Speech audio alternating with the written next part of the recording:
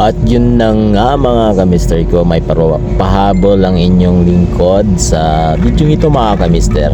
Ay nagpiprepare kami ng base. Actually 2 days na po natin itong nabuhusan at maraming salamat doon sa mga nanood. Pakita ko lang mga kamister yung preparation po namin pagdating sa base, no. At meron pong thickness ito na kapal na required sa konkreto. So dito ay gumagawa kami dito ng correction.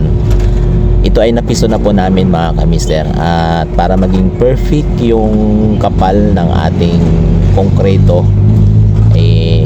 kailangan po natin i-correction yung base po natin. Sa nakikita nyo mga kamister, kami po ay nagdadagdag ng base course para hindi masyadong malalim o kumapal yung halo. At meron po tayong sinusundan na kapal mga kamister, kaya ginagawa po namin iyon according the plan. So yun mga kamister, maraming salamat po sa inyo lahat, ang inyong mga suporta po sa vlog ko sa side. At abangan nyo yung mga kamister yung mga susunod po namin gagawin sa project po namin. Ayan, so tayo po mismo yung nagsusukat dyan, no, para makita po natin yung gawa po natin na tama dun sa kahilingan ng kapal ng konkreto.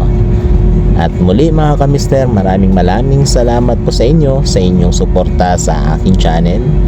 At maraming salamat din po sa mga sumusubaybay din po sa project series po namin na ginagawa. At nakakataba ng puso mga kamister dahil meron kayong like at pinupusuan nyo rin yung aming vlog.